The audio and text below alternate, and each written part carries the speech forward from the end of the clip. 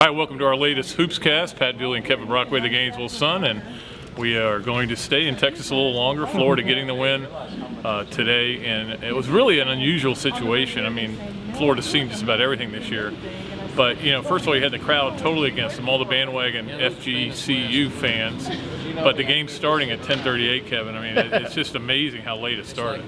Yeah, when you say the latest Hoopcast, it is late right now. Yeah. It's almost it's 12:31 in the morning. But quarter to 2 back where you guys are. Florida going back to the Elite Eight for the third straight season. Really a game they kind of had to struggle. You know, they started out 4 of 20 from the field, but they did what they had to do in terms of crashing the glass, getting putbacks early, forcing 12 turnovers in the first half, finding other ways to manufacture points until the offense finally got going a little bit more in the second half. Yeah, you know, Florida Gulf Coast came out, and you knew they would come out with a lot of riding that wave of emotion. But then Florida hunkered down defensively, and they got back in transition, which was huge. They really neutralized Brett Comer. I mean, I thought he was going to be a big factor in this game, but 9 turnovers. I mean, that's exactly what Billy wanted to get. He started out with a few lob plays and so forth, but I think Willie Gett, Casey Prather coming off the bench, providing that energy, providing that lift. Yeah. And Kenny Boynton and Scotty Wilbekin, the job they both did on Comer, really kind of was one of the big factors in the game. You know, you hold a team like FGCU to 50. I think they scored 79 and 81 in their first 2 NCAA tournament games. So an exceptional job defensively by the Gators tonight. And they scored 35 in the last 35 minutes because 15 of those points came early when they were out in the 15-4 lead. Florida, of course, really, you know, in fact, Scotty Wilbekin told me it was the worst offensive game they played all year. And they just never could get into a flow. They had the one little run, 16 straight points that kind of put them in control of the game, and then the little run to start the second half. And then it was kind of like a typical game that we've seen from Florida, where they just kind of play well enough to go ahead and pull the game out. And made some big free throws. I thought the Wilbekin 4 free throws in a row were huge as well, even though they missed some later.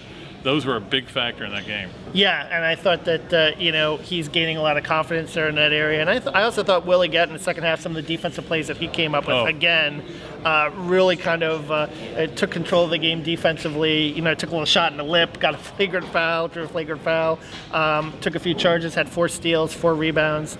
He was really a big factor because Eric Murphy had an off night.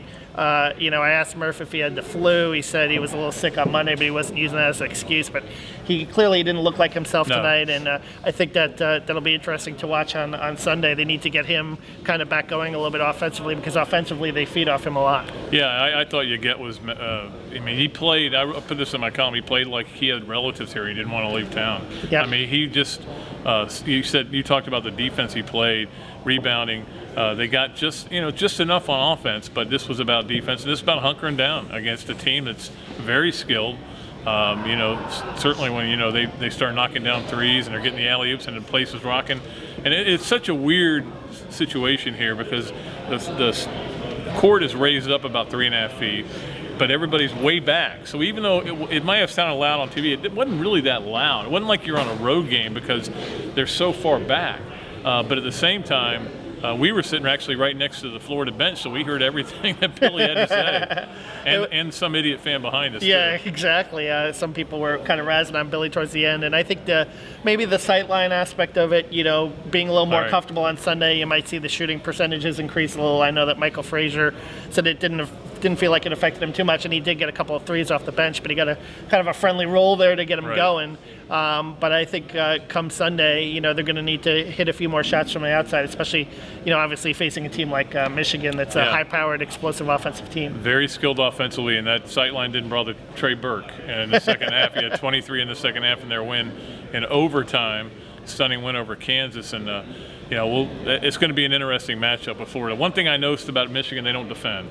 And I think if Florida is going to have to make shots. I don't think they're going to be able to grind that one out. I think they're going to have to make shots to win this game because Michigan's a very good offensive team. Yeah, Hardaway Jr. and Burke are both explosive players. Yeah. Robinson, they really come at you, and you got to give them credit because Kansas looked like they had that game won. They were up 11 with 3 minutes to go, and Michigan was persistent. And you know, Burke also on the defensive end coming up with steals.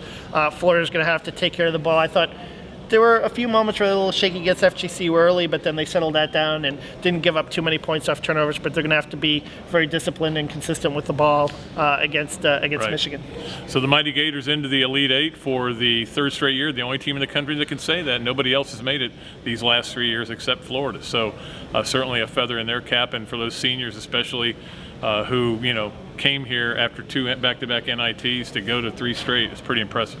Yeah, no question. And, Billy talked a lot in the post-game press conference just about how proud he is of this group, that they've worked hard. He feels like they've gotten better every year. And we'll see if that comes to fruition, and if they can finally break through and, get back to the Final Four. Billy hasn't been back since 2007, and that would certainly be a huge accomplishment. And we'll find out more about that on Sunday, though. If they're up with 11 minutes to go, punt, I guess. That's what's happened the last 2 years, and they've lost both those games, but we'll see what happens. A lot of celebrities in the crowd tonight. It was great to see him. Joakim Noah talked to him after the game, as well as former Florida All-American golfer Pat Bates. I saw him. He lives in Oklahoma City, so a lot of people around. David Nelson was here, too. David Nelson was here, yep. So kind of cool. But at any rate, we'll be back Sunday and tell you what happened in the Florida-Michigan game. Until then, Pat Dooley, Kevin Brockway of the Gainesville Sun saying so long from Arlington, Texas.